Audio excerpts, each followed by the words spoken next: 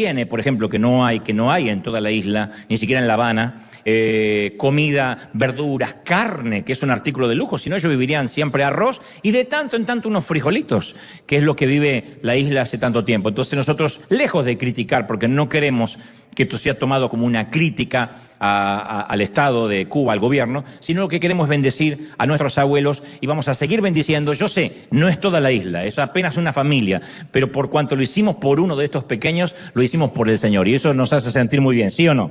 Así que felices por eso. Muy bien. ¿Estamos listos para que el Señor nos hable? ¿Estamos listos, sí o no? Muy bien.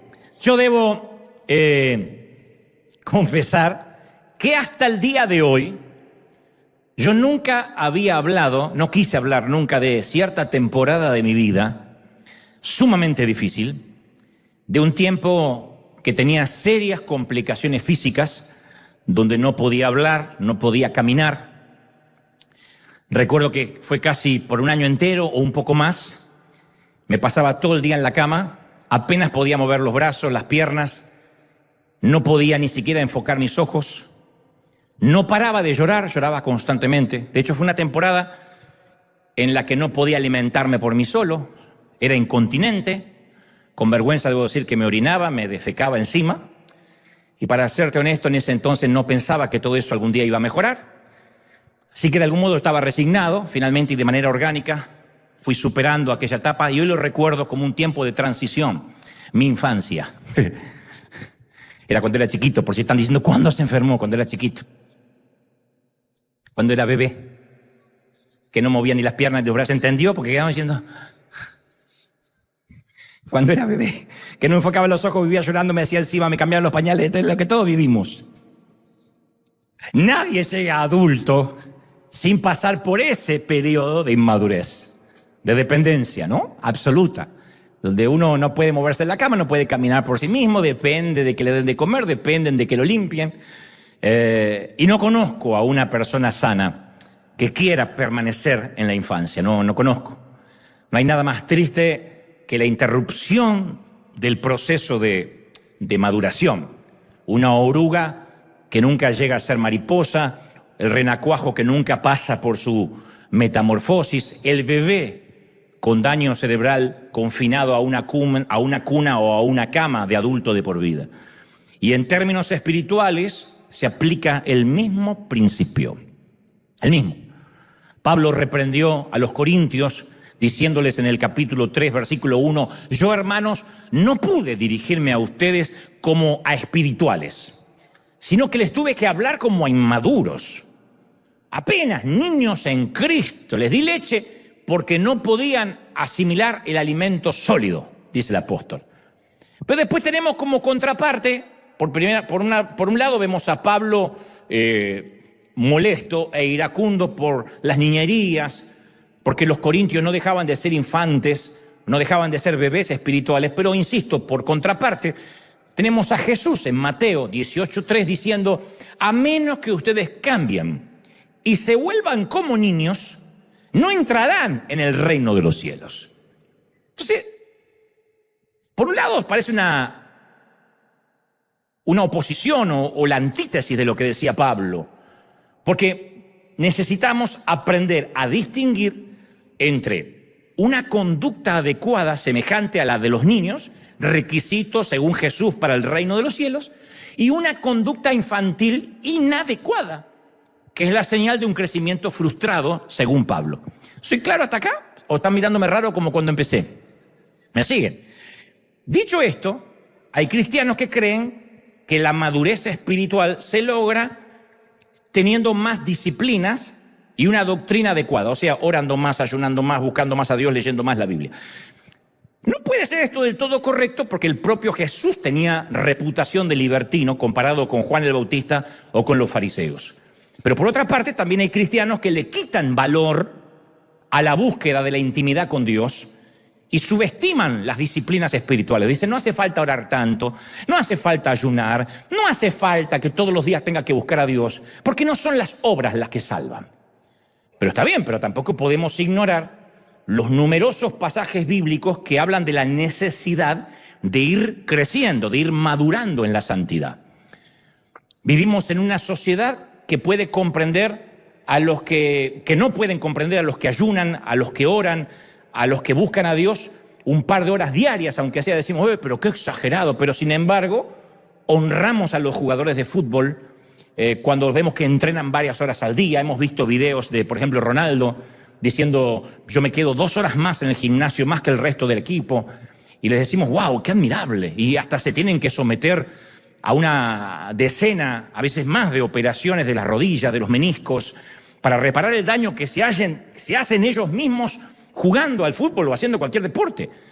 Y cuando vemos esto los excusamos diciendo, bueno, es que aman demasiado el fútbol. Eso es tener verdadera pasión por la pelota, dicen los comentaristas. Qué lindo, cómo se mata, cómo transpira, cómo suda, porque eso es pasión por la pelota.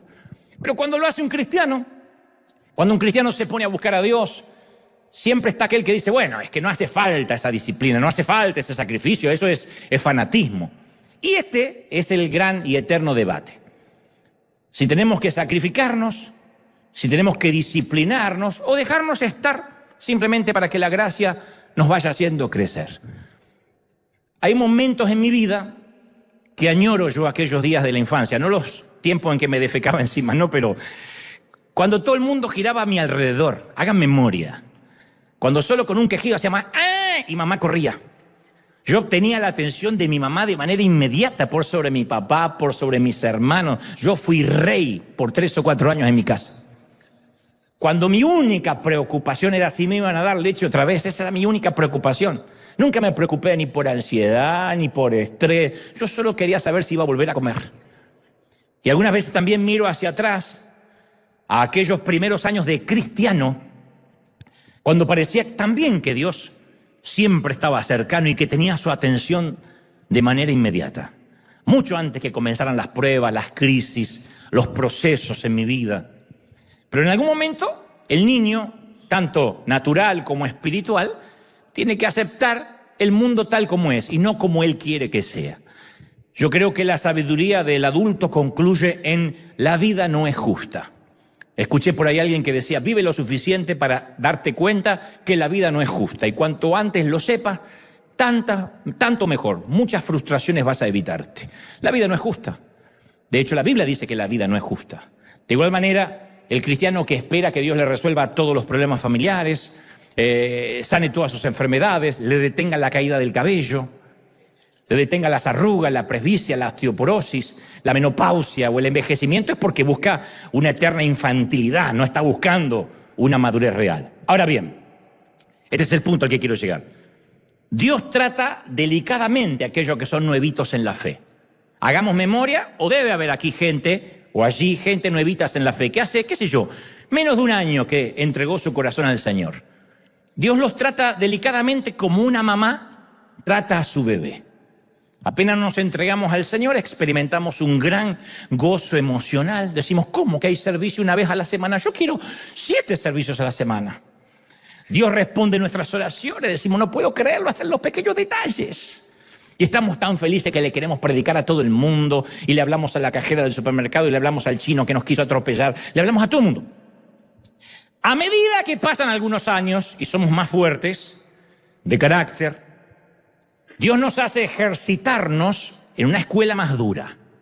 No significa que se aleja, sino que nos empieza a procesar. Y de esta manera Dios edifica nuestro carácter. Nos fortalece como maduros para que no seamos como niños. Como predicador yo muchas veces me vi tentado a prometer más. Me gustaría decirle a la gente que solo tienen que reclamar promesas, decretar pactos proféticos y ¡pum! Ocurren las magias y los milagros.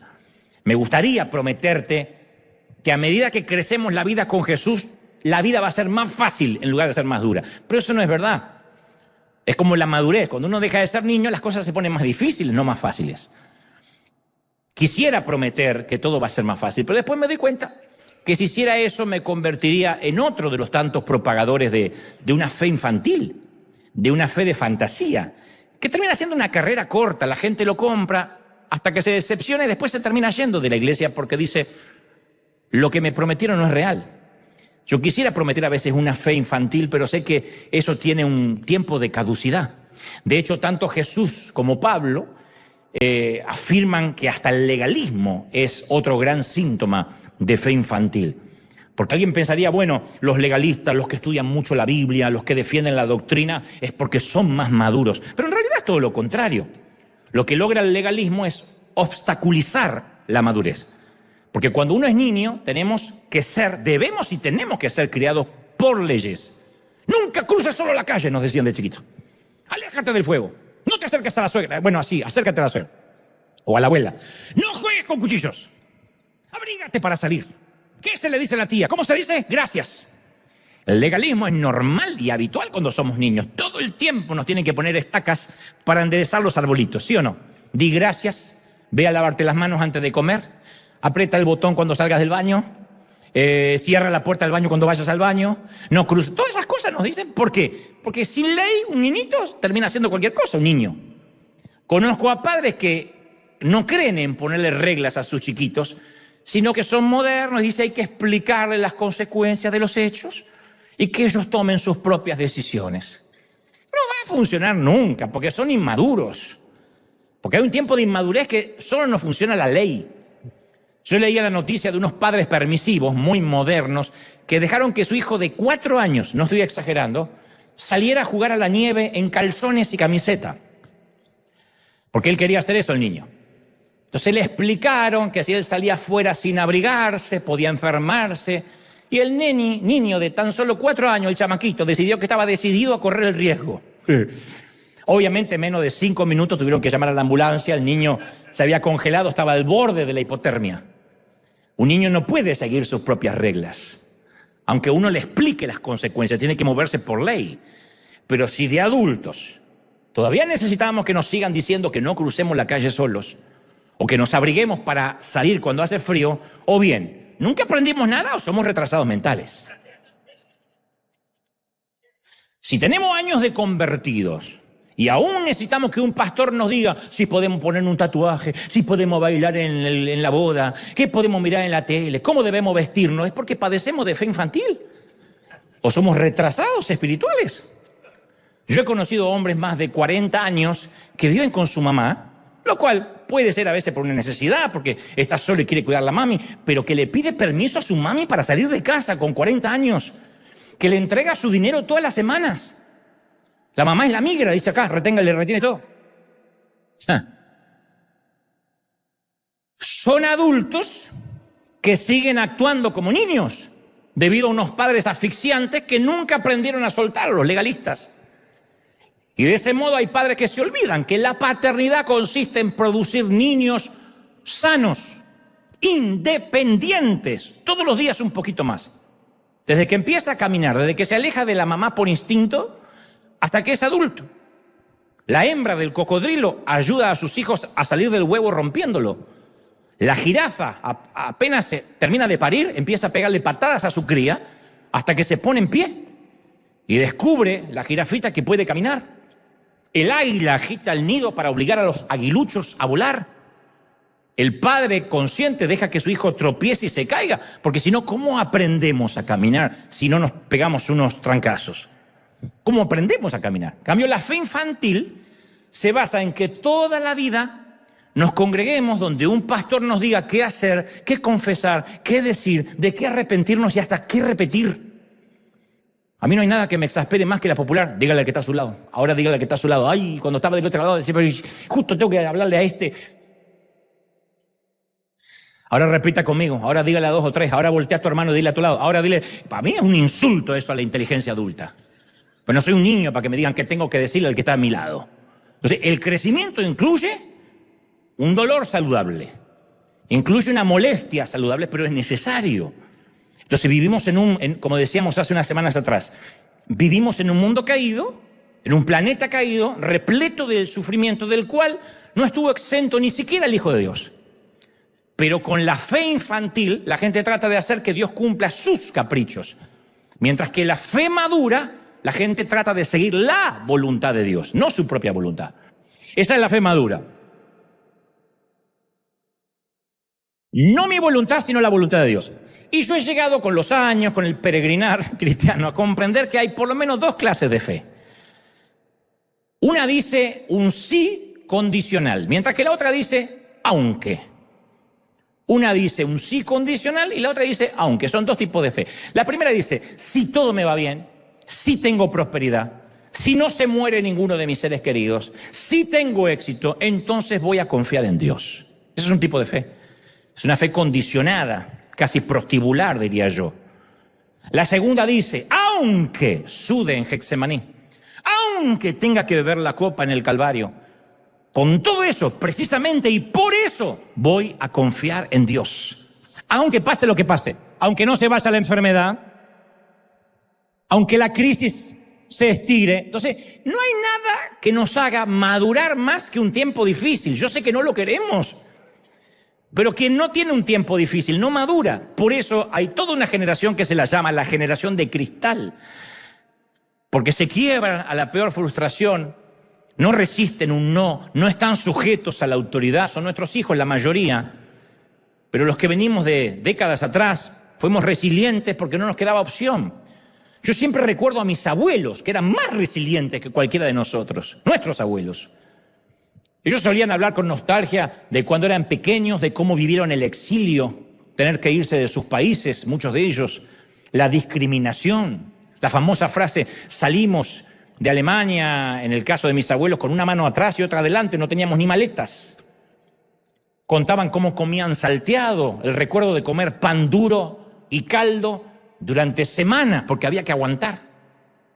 Y yo digo, muéstrame una familia fuerte y resiliente, y yo te voy a mostrar una familia con una gran historia de crisis detrás, que pasó por muchas cosas, amontonados en la sala de espera de cuidados intensivos, esperando un parte médico, queriendo saber algo del hijo que huyó de la casa, esperando un llamado de la policía, hurgando entre los escombros después de un huracán o un incendio para ver qué pueden rescatar, o bajando, en el peor de los casos, un pequeño ataúd blanco a la tierra. Y cuando las relaciones se estiran y no se rompen, los lazos se hacen más fuertes. Entonces la fe no es otra cosa que una cuestión de confianza. Y si estamos construidos sobre una roca de confianza, la peor de las circunstancias nunca va a lograr destruir nuestra relación con Dios. Nunca. La peor de las circunstancias, lo diré otra vez, nunca va a destruir o a milanar o a cincelar nuestra relación con Dios. Pero cuando nos perpetuamos en una fe infantil, claro que nos frustramos con Dios por la más mínima bobería, porque nuestra fe es infantil, porque queremos que Dios cumpla nuestros caprichos. Entonces, no salen las cosas como queremos y como cuando éramos niños en casa, hacemos un berrinche y ponemos en duda toda relación de confianza. O sea, decimos, Dios no se puede confiar porque me falló. ¿Por qué no falló? Si Dios no es un abuelo para cumplir los caprichos de los nietos. Yo sé que puede ser frustrante que el neumático justo se nos viene a ponchar cuando venimos camino a la iglesia. O el inodoro justo se atasca 15 minutos antes de que llegue la visita. O nos agarra alergia y empezamos a estornudar lleno de mocos justo antes de una entrevista laboral. En esos momentos es cuando el inmaduro, el que navega en la fe infantil, empieza a preguntarse, ¿dónde está la fidelidad de Dios? Claro, esto para los cristianos que viven en Pakistán, en Yemen, Somalia, Libia, Cuba, Corea del Norte, Nigeria, Irán, Afganistán, nuestros grandes problemas domésticos les parecen obscenamente insultantes e insignificantes. Todos los días se levantan y no saben si van a llegar vivos al final del día. Y nosotros preocupados porque se nos tapó el inodoro. ¿Dónde está Dios que no cuidó mi inodoro? ¿De veras pensamos que Dios esta mañana se ocupó de poner un clavo en la calle de tal forma que se te clave en el auto cuando venías a la iglesia? ¿O enreda un montón de cabellos en el desagüe del inodoro para que se obstruya inmediatamente antes que llegue la visita? Dios le dice, Gabriel, tengo un encargo para ti.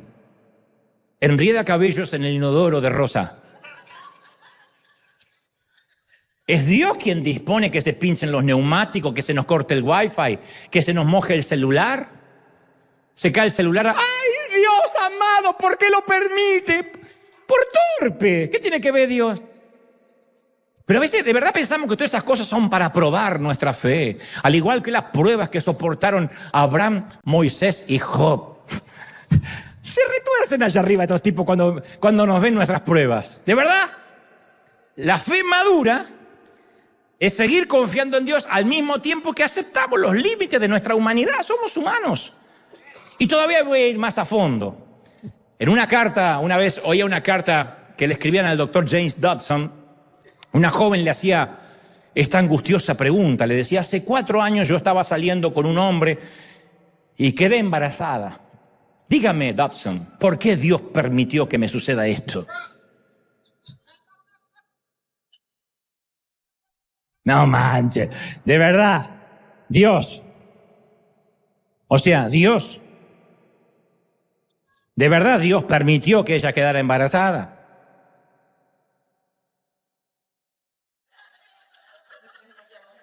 Yo lo veo al contrario, lo veo como manifestaciones de la libertad humana ejercida en un planeta caído.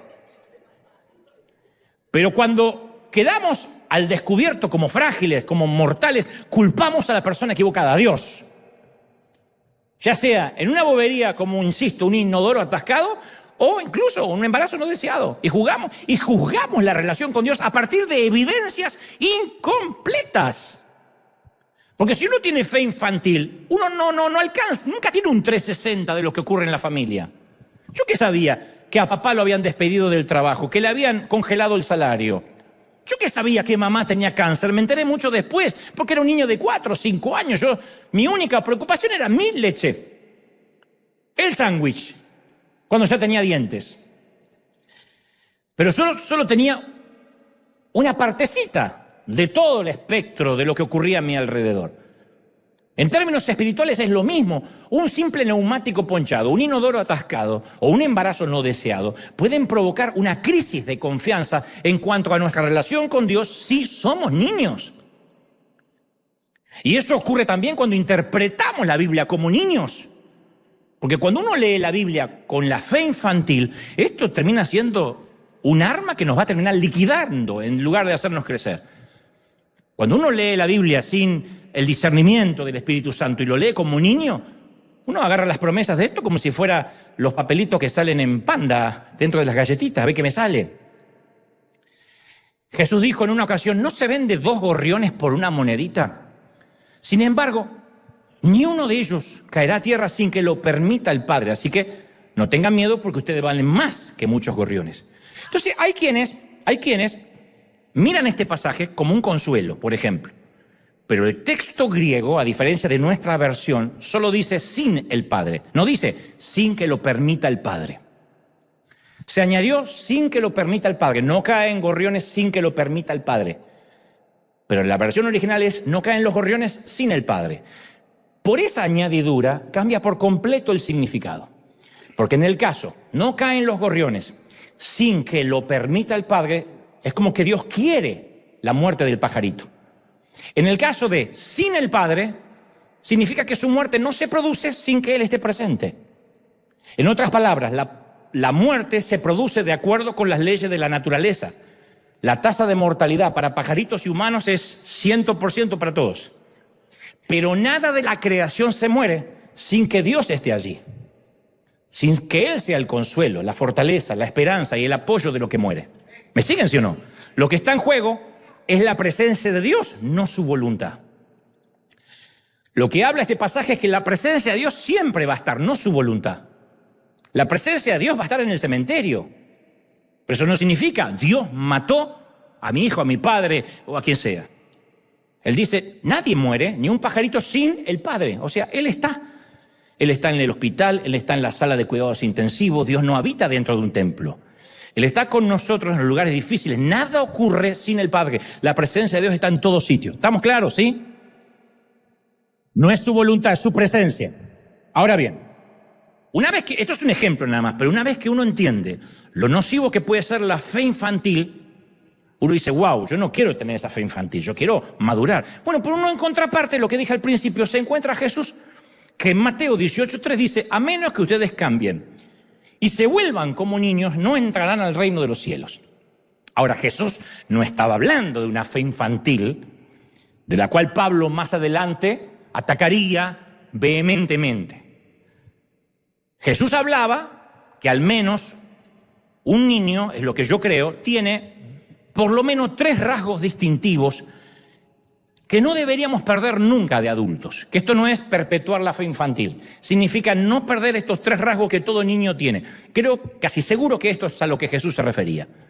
El primero es que el niño no tiene una idea preconcebida acerca de la realidad. Un niño cree todo, ¿o no? Un niño es capaz de creer en una entrada secreta del armario que lo lleva a Narnia. Ha habido niños que han hecho con un hacha un agujero en el armario para ver si se iban a Narnia. Un niño puede creer que un santa bajará por esa chimenea tan estrecha que no entra un brazo.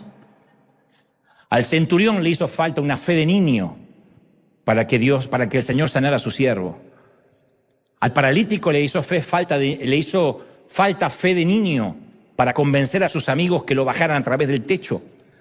Y a Pedro la misma fe de niño para salir de la barca y caminar por el lago. Sin embargo, los adultos de esos tiempos juntaron testigos para tratar de convencer a un hombre que había estado ciego.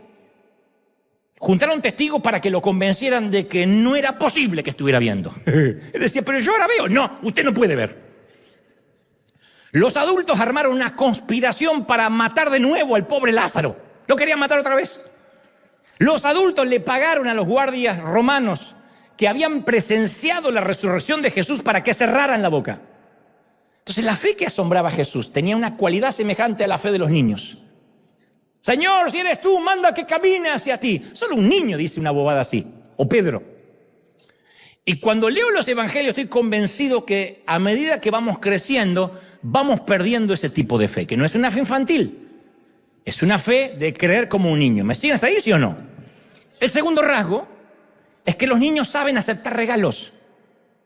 No debaten acerca si se merecen el regalo. Algún día un hijo nuestro dijo, papá, creo que no me lo merezco por mis calificaciones, no usaré este Nintendo bajo ningún punto de vista. Llévate la PlayStation, he pensado que no me lo merezco, te he mentido. Un niño no está pensando en que va a quedar endeudado con quien le regala. Destrozan el papel, disfrutan el regalo y ya. Hay que decirle, ¿qué se dice? ¿Qué se dice? Gracias, y se va. Cuando los cristianos abandonamos esa fe de niño, no podemos aceptar el regalo de la gracia. Queremos pagarlo con legalismo, con obras, con lo que sea. Alguien que recibe regalos simplemente los acepta, los recibe.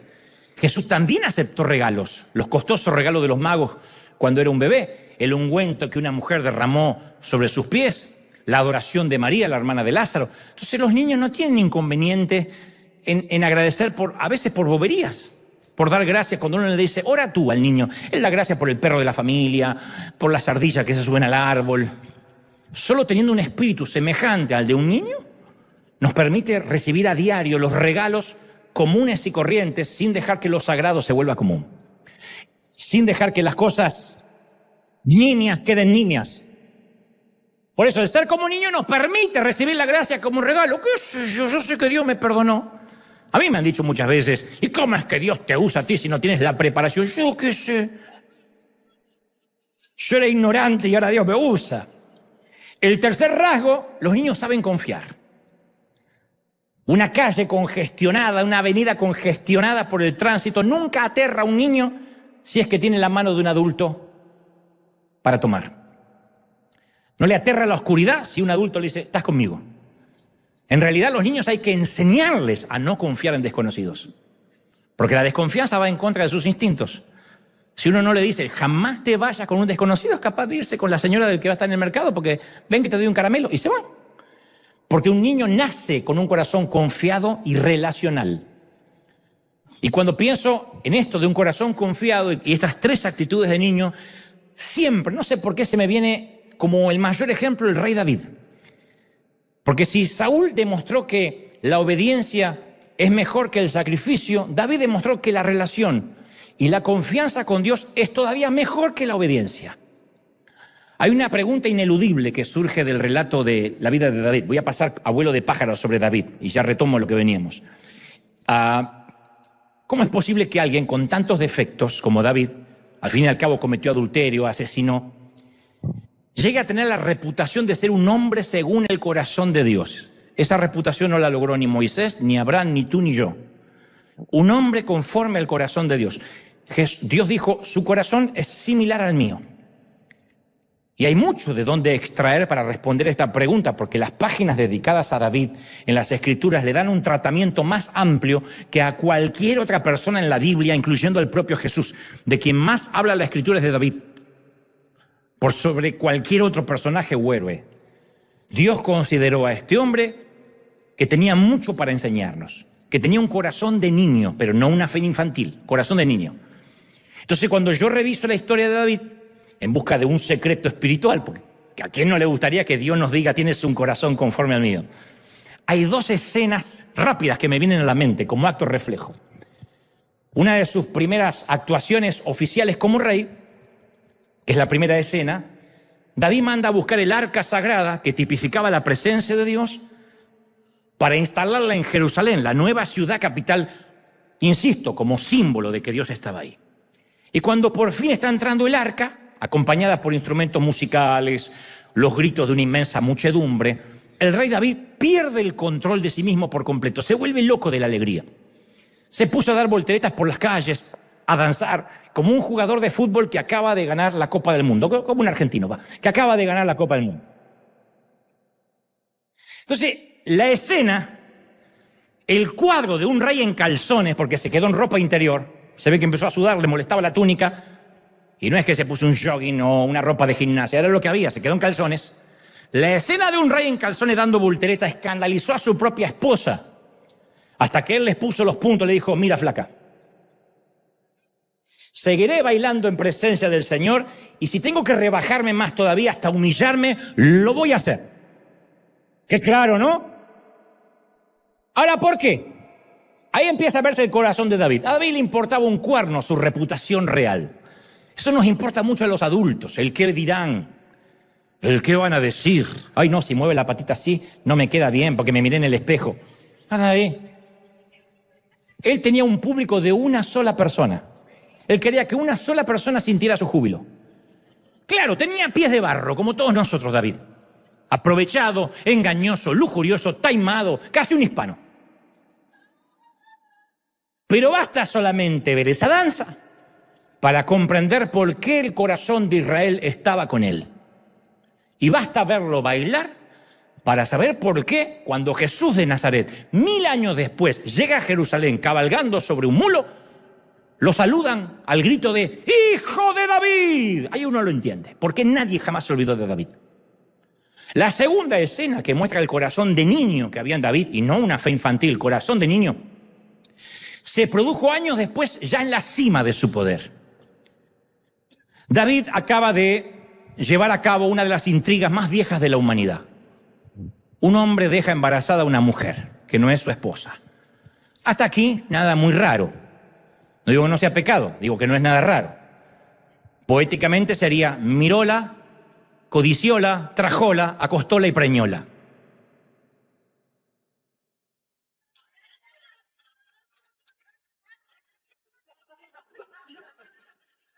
Sustituyamos al rey por un político, por un actor, por un futbolista, por un millonario, y a vez, sustituyámosla por una reina de belleza y podemos leer la historia hoy en día en cualquier programa de chimentos. No es raro. El tipo deja embarazada a su amante. El tema se complica cuando David, en el intento de tapar su revolcón con la muchacha, acude a una maquinación que incluyó el asesinato del marido de la chica y una matanza innecesaria en el campo de batalla. O sea, se inventa una batalla, que mueran varios, para que en esa batalla muera, o sea, estaba enviudando a la fuerza a la mujer que le gustaba. Un caso de un crimen mayor para tapar un crimen menor. El líder de la nación quebrantó el 6º mandamiento, el 7º, el 9º y el 10º de manera escalonada. No se privó de nada el muchacho. Cuando Betsabé se muda al palacio y se casa finalmente con David, parecía que la seguidilla de crímenes no iban a tener consecuencias. Nadie dijo una sola palabra excepto el profeta Natán. Natán va a verlo y comienza con un cuento, una metáfora sobre una insensible codicia de un hombre. Le dice, mira, ¿qué se hará? ¿Qué pena debe pagar un hombre rico que tenía muchas ovejas, que le robó a su vecino pobre su único corderito, que era su animalito doméstico? Acto seguido, Natán arriesga su vida al hacer una aplicación directa dirigida al rey que tenía enfrente, que hasta ese momento estaba absorto en el relato. Le dice, tú eres ese hombre. Lo que sucedió después sacó a luz la verdadera grandeza y el corazón de niño de David. Ahí es cuando vemos su corazón de niño. Ustedes miran, ¿pero cómo? ¿En el pecado? Sí, ahí es cuando se ve el corazón del niño. Porque él habría podido mandar a matar a Natán. A un rey no se lo cuestionaba, no tenía que exponerlo ante el Senado. Él podía dar una sola orden, un solo gesto y le cortaba la cabeza a Natán, el único que sabía. Habría podido lanzar una sarta de negaciones. ¿Qué evidencias iba a presentar Natán? ¿Quién iba a testificar en contra del rey? Todos los que alguna vez supimos de los escándalos presidenciales, el Watergate o el Mónica Lewinsky Gate, sabemos lo que David podía hacer. El republicano Richard Nixon mintió y autorizó el uso de dinero para callar personas y cubrir su delito, y fue una cinta grabada lo que lo derribó, no una confesión voluntaria. El demócrata Bill Clinton miró solemnemente a la cámara y engañó a toda una nación. Fue un vestido manchado lo que lo derribó, tampoco fue una confesión voluntaria. Nixon apenas balbuceó, bueno, en esta gestión se cometieron algunos errores. Clinton sostuvo que sexo oral en realidad no era sexo real. Pero David gritó, ¡he pecado contra el Señor! No le vino a la mente ni Urías, ni el marido traicionado, ni Betsabé, ni su cómplice Joab, ni cómo iba a incidir esto en las encuestas políticas. Le vino a la mente Dios. Así como él había danzado alguna vez para una sola persona, también sentía que había pecado para una sola persona. Y el Salmo 51, el poema que describe su sórdida aventura, que no la escribió la Chapoy, ni un periodista de Chimentos, lo escribió él. Porque una cosa es que un rey le confiese en privado una caída moral a un profeta, y otra muy distinta es que componga una canción con esa confesión para que se cantara por el mundo entero. Eso es un corazón de niño. Le dice al Señor, contra ti he pecado, solo contra ti. David tenía un corazón quebrantado y arrepentido, dice las Escrituras. Y cuando Israel recordaba al más grande de sus reyes, lo recordaba por su entrega a Dios más que por sus ilustres logros. El rey David, lujurioso y vengativo, tenía bien ganada la reputación de ser un hombre conforme al corazón de Dios. Porque como un niño que es descubierto, solo le pidió perdón a su papá. ¿Cuál es el secreto de David? Para mí las dos escenas, una llena de algarabía y otra devastadora, insinúan cuál es la respuesta, cuál es el secreto. Ya sea que David estuvieran bailando en calzones en derredor del arca o postrado en el suelo por 6 noches seguidas, su instinto más fuerte era cuidar su relación con Dios. No cuidar su relación ni con la iglesia, ni con los sacerdotes, ni con los profetas, ni cuidar su reputación como político. Años más tarde, cuando un ejército asirio estaba a punto de apoderarse de Jerusalén, Dios obra un milagro para rescatar a su pueblo y dice, lo hice por mi causa y por amor a mi siervo David. ¡Wow! A los judíos les dijo una vez Dios que su amor por ellos nunca se acabaría. Haré con ustedes un pacto eterno conforme a mi constante amor por David. ¿Cómo Dios se enamoró tanto de este mortal? ¿Porque era el que menos pecó? No. En primer lugar, porque aprendo de David que la aprobación de Dios no depende de mi buena conducta, sino de la gracia de Dios y de mi arrepentimiento para obtenerla. Es lo que primero me choca, me choquea. Además entiendo al ver a David que la relación con Dios no se apaga y se prende según como yo me comporte, on y off. Dios no me envía fuera del aula cuando desobedezco. Al contrario, entiendo y aprendo con David que los momentos en que me siento más apartado de Dios, más canalla, producen un nuevo punto de partida para la gracia. Elías, gimoteando en una cueva mientras huía de Dios, oyó un silbo apacible que le trajo consuelo, no un regaño. Pedro estaba en su peor momento cuando Jesús lo restauró amorosamente y le encomendó un ministerio. Aprendo de David que cuanto peor estoy, más puedo correr a su gracia y más le agrada a Dios.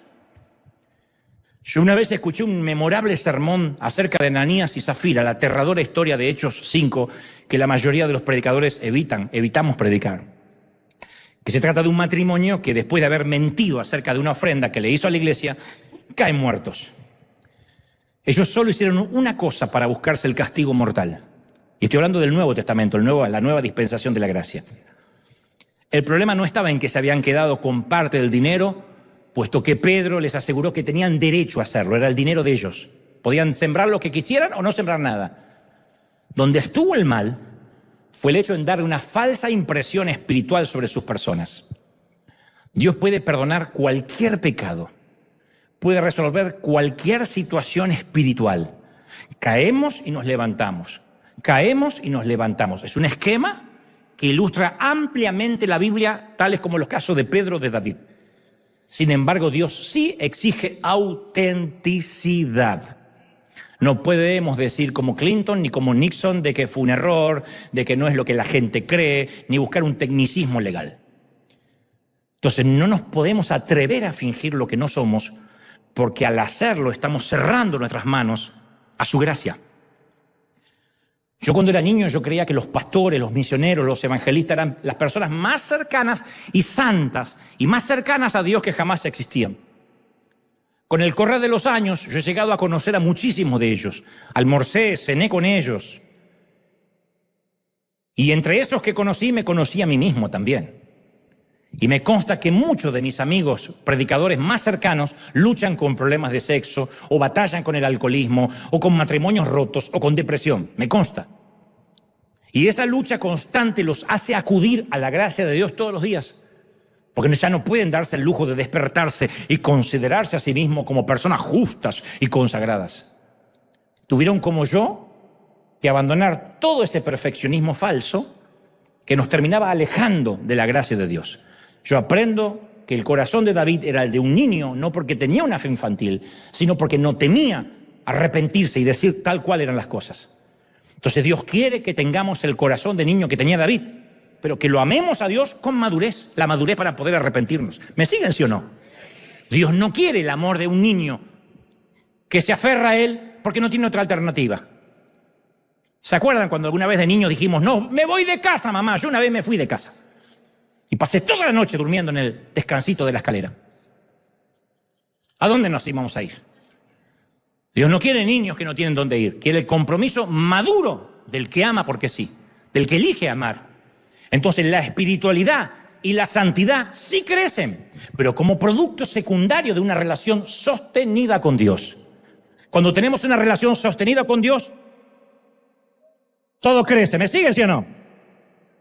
Y cuando uno crece, ya no está obligado a hacer algo que le agrada a Dios, sino que deseamos hacerlo. Cuando uno es niño nos tiene que decir, anda a bañarte, ve a bañarte. Mi mamá decía, y refriégate esos talones. Y el cuello, que es lo primero que la gente ve, si dice así tiene el cuello, ¿cómo tendrá el calzón? Eso decía mi mamá. Cuando uno madura, ya no nos tienen que mandar a bañar, espero.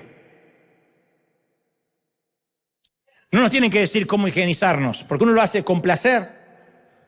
Porque uno ya lo asimiló como parte de la dinámica de su vida adulta. Pero siempre ese deleite es precedido por una disciplina. Para llegar al deleite de la adultez, uno tiene que pasar por la disciplina de niño. Un gran predicador solía decir, hoy tengo que orar. Ya sea que tenga ganas de orar o no tenga ganas de orar. Porque esto es como la disciplina de aprender la gramática, si es que quiero algún día leer a los grandes poetas. Y así como este hombre estudió la gramática griega, no con el fin de analizar los verbos, sino con el fin de leer poesía, yo en mi caso practico la oratoria para poder expresar cada vez mejor y con mayor excelencia lo que creo que Dios me dice que te diga. Entonces, no puedo simplemente decir, yo siento de predicar hoy, así que paso al frente y Dios pondrá palabras en mi boca. O, no siento de predicar, así que hoy no voy a predicar nada. Yo sé que suena lindo, me dejo guiar y fluyo en el Espíritu. Y esa frase no está mal intrínsecamente, pero no significa que no hay que prepararse. Que no tengamos que tener disciplina para predicar, para orar, para buscar a Dios, para adorar. No podemos hacer de la ignorancia y el desdén una virtud. La disciplina pone las bases, para que a futuro de adultos cristianos sigamos haciendo eso mismo, pero con placer y gozo, ya sin disciplina. ¿Me siguen, sí o no?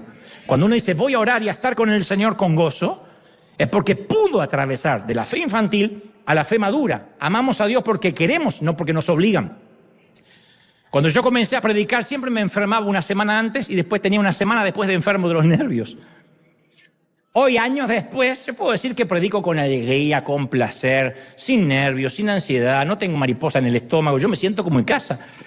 Y el mismo principio aplica a todo lo relacionado a la vida espiritual. En resumen, si todo es gracia de Dios, ¿por qué entonces tenemos que esforzarnos en la disciplina de orar, de congregarnos aunque no tengamos ganas, o haya un Super Bowl, o la entrega de los Oscar, o ande el ICE buscando gente? ¿Por qué tengo que disciplinarme en ofrendar, en servir, en agradar a Dios, en adorarlo? Y yo te lo voy a graficar, que no hay nada mejor que esto para que la comprensión la podamos digerir. Te lo voy a graficar en 3 historias cortitas pero brillantes. Son mis 3 historias favoritas que hablan de por qué uno tiene que esforzarse o disciplinarse si a cabo Dios es el que lo hace todo. Y en esto también vamos a ver la diferencia de la fe infantil a la fe madura. La primera historia la contó Arun Gandhi, el nieto de Mahatma Gandhi. Arun pasó su adolescencia en África del Sur, donde su padre ayudó a dirigir la campaña a favor de los derechos civiles. Poco después que Arun comenzara a conducir, su padre le pidió que lo llevara al centro de la ciudad, a la oficina de un abogado para una reunión estratégica, y después que el muchacho pudiera llevar el auto al taller para hacerle una reparación. Le dijo, puedes hacer lo que quieras, Arun, siempre que me recojas aquí a las 6 de la tarde en punto, le dijo su padre. Y como cualquier adolescente con licencia de conducir recién estrenada, decidió que iba a aprovechar la oportunidad para conducir por toda la ciudad el muchacho. Así que dejó el auto en el taller, eso lo hizo después que condujo un rato, y se metió en un cine, donde pasaban varias películas continuadas y perdió la noción del tiempo. Cuando el muchacho salió ya estaba oscureciendo, entró en pánico y preguntó si ya había cerrado el taller. Dijo, ahora me mata mi papá porque dejé el auto adentro. Salió disparado y lo encontró abierto al taller. Estaban por cerrar y pudo retirar el auto. Cuando el muchacho frena al frente de la oficina del abogado, ya eran casi 6:45 de las 6 que habían convenido. Y encontró a su padre esperándolo en la vereda. Consciente de lo mucho que su padre valoraba la puntualidad, se inventó el muchacho una historia acerca de los problemas que habían encontrado en el taller con el auto. Dice, ay, no sabe papá, tuve que esperar casi hora y pico, por eso estoy retrasado. Le encontraron un montón de cosas al auto. Y cuando salieron de los límites de la ciudad, su padre le pidió a Arun que parara el auto al costado de la ruta. Le dijo, yo hoy llamé al taller y me dijeron que el auto estaba perfecto a eso de las 5 de la tarde, así que sabía el padre que le estaba mintiendo a su hijo. Le dijo, me siento muy decepcionado y me pregunto, ¿por qué habría de mentirme mi propio hijo? ¿Qué te estoy proyectando? ¿De qué manera te he fallado como papá? De modo que, siendo mi propio hijo, no me quieras confiar la verdad. ¿Sabes? Tengo que meditar sobre esto, estoy haciendo algo mal. Así que el padre se bajó del auto y decidió seguir caminando hacia la casa, pidiéndole a Arun que condujera detrás de él para que las luces del auto iluminaran aquellos caminos de campo pocos transitados. Como vivían a bastante distancia de la ciudad, les llevó 6 horas caminar cabizbajo y sumergido en sus pensamientos a Mahatma, y Arun fue conduciendo el auto a paso de tortuga detrás de su padre durante todo el camino. Arun dijo, después de eso, nunca, jamás volví a decir una mentira más. No te olvides de esta historia. La segunda es de una película que yo mencioné en varias ocasiones, Rescatando al soldado Ryan. El escuadrón de soldados de infantería recibe la misión de hallar al soldado Ryan, cuyos 3 hermanos ya habían muerto en la guerra. Y los encargados del rescate se quejan de aquella misión y pelean escaramuzas con los nazis tras las líneas enemigas. Finalmente, varios de ellos mueren en esa quijotesca misión. Y ya al final de la película, el soldado Ryan se encuentra con el capitán del pelotón, que ya está herido de muerte. Y mirando la devastación producida por una batalla peleada a favor de Ryan el capitán le dice estas palabras que son las palabras finales de la película. Gánese esto, soldado, gáneselo. Por gracia usted ha recibido ha sido el beneficiario del valor, del sacrificio y finalmente la vida de mi pelotón que hoy han muerto, soldado, para que usted pueda vivir. A ellos ya no les queda nada que ofrecer, pero a usted sí. Gáneselo. Entonces, en palabras simples, Ryan ahora puede tener una vida digna que honre el sacrificio, que haya valido la pena la muerte de sus compañeros. Y no con un sentimiento de culpa, sino con un sentimiento de simple gratitud. Y la tercera historia procede del testimonio de una mujer que una mañana pasa al frente de una congregación barrial a contar un pequeño testimonio. Y comienza diciendo: quiero contar la historia de mi niño pequeño.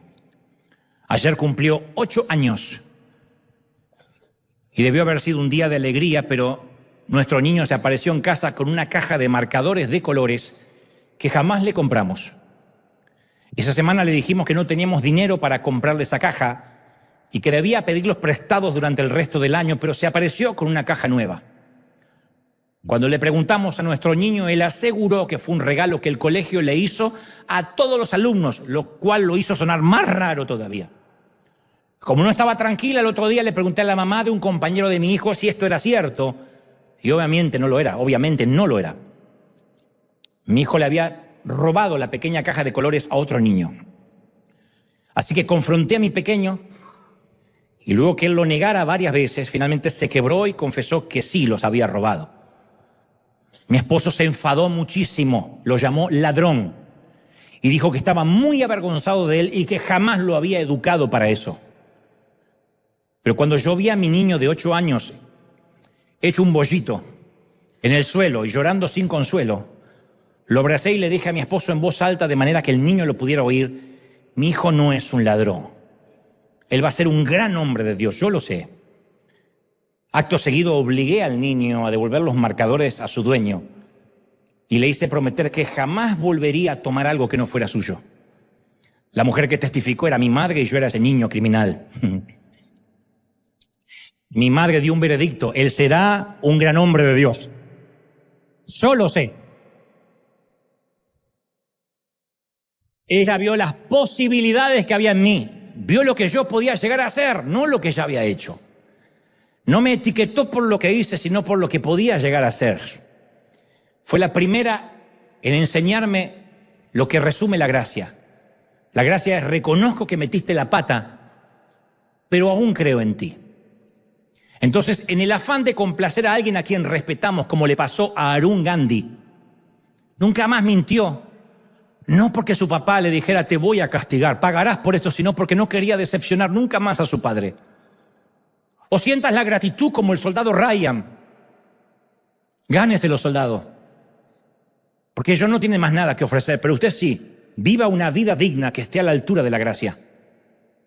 O el deseo de no fallarle nunca más a mi madre. Esas 3 historias representan motivaciones adultas, no infantiles, para querer obedecer, para querer orar, para querer leer la Biblia. Obedecemos a Dios no porque nos sintamos obligados, sino porque anhelamos hacerlo, porque no queremos fallarle. Porque Dios se pregunta también: ¿qué he hecho para que me ocultes la verdad? Dime en qué te he fallado para que me des excusas al momento de venir a mi presencia. Pensemos en esto. ¿Puede alguien cumplir el mayor de los mandamientos, que es amar a Dios, por miedo al castigo? Es imposible forzar a alguien a amar.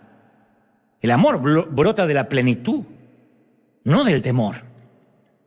Y por esa misma razón, hoy, esta mañana, yo quiero invitarte a abandonar para siempre Infantland, la eterna tierra infantil, de pedir milagros, de decretar promesas, de que Dios cumpla mis caprichos.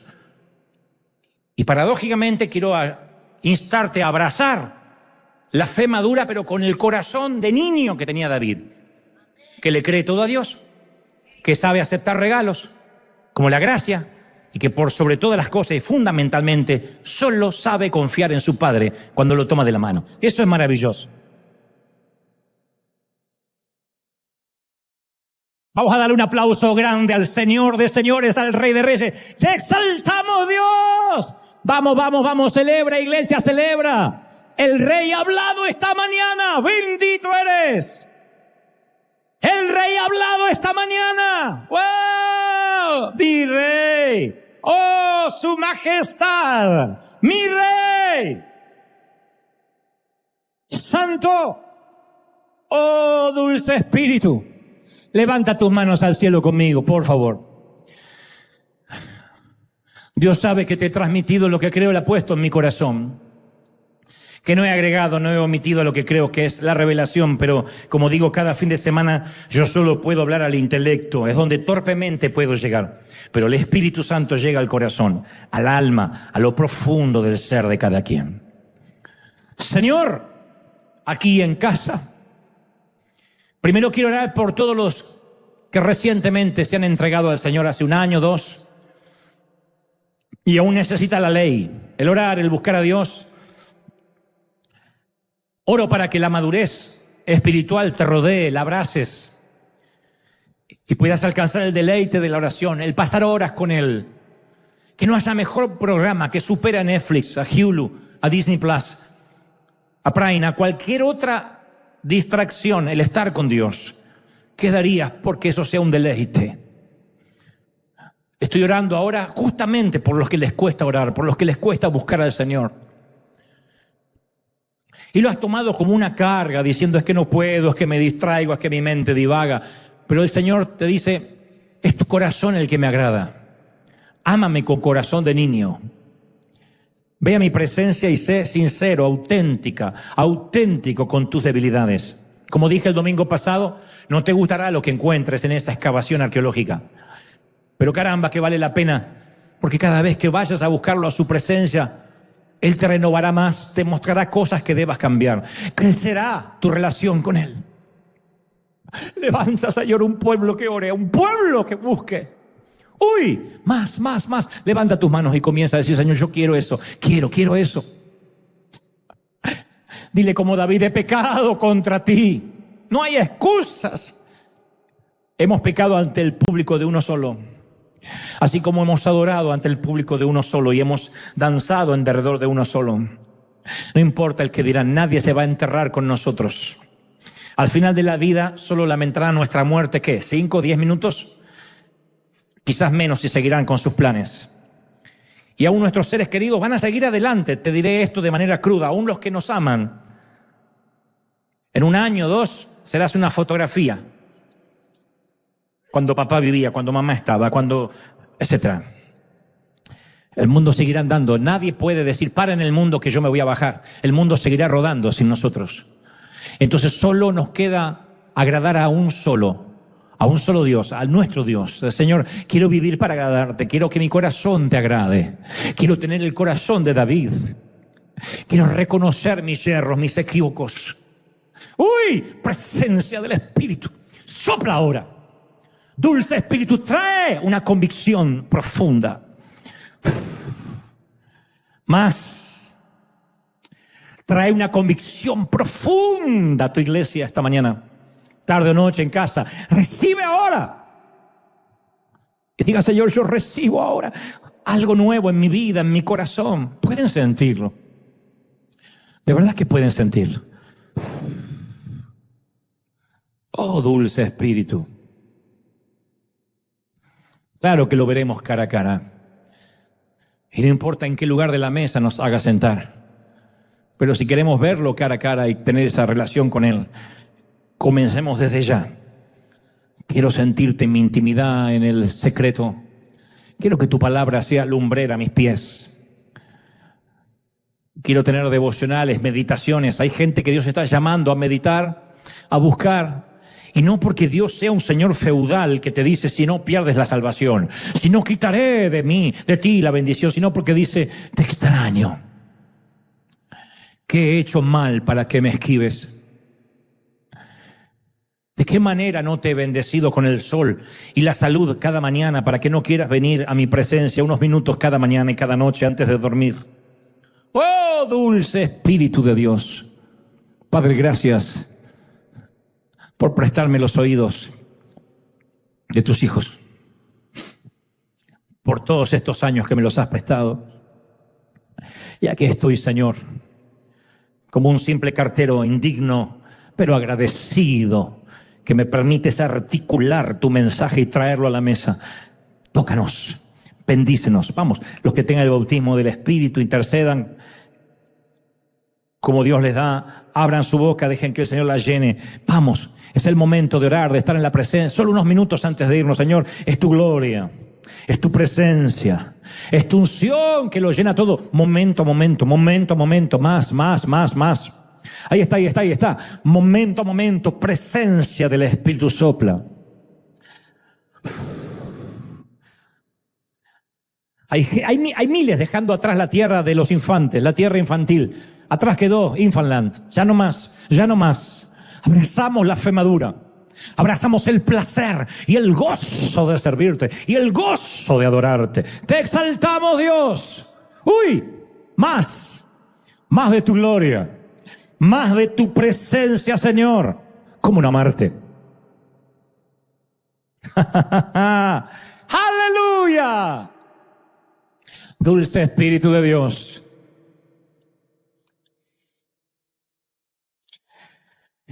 Redarguye, toca los corazones, imprime en nosotros esta palabra, que quede atada a nuestro cuello, escrita en las tablas de nuestro corazón. Y hasta que tú nos lleves o nos vengas a buscar, esta palabra quede, permanezca en nosotros para siempre. Ayúdanos a ser como niños para entrar al reino, pero crecer en fe, crecer en madurez. Lo creemos, lo declaramos, lo confesamos. Iglesia amada, bendigo tu entrada, bendigo tu salida, tu acostarte, tu levantarte. Te bendiga Dios en la ciudad y en el campo. Bendiga Dios tus horas de descanso y tus horas de trabajo. Te bendiga Dios en todo lo que hagas, en lo que sueñes, en lo que te inspires, en lo que suspires. Te bendiga Dios cada mañana y cada noche y cada tarde y al regreso a tu hogar. Bendice Dios tus herramientas. Que haya lluvia siempre sobre tus campos. Que el mar sereno esté sobre ti y el sol se ponga sobre tu cabeza y sobre tus hijos. Que rías mucho con ellos. Que seas longevo en bendiciones. Y que nunca te olvides que tienes el público de uno solo a quien agradar. Te bendigo, amado, te bendigo, amada. En el nombre del Padre, del Hijo y del Espíritu Santo, seas bendecido para bendecir. Amén. Que Dios te bendiga. Que Dios te guarde y nos vemos el domingo que viene. Coman rico, pórtense bien. Chao. Bendecidos para bendecir. Hasta el domingo que viene.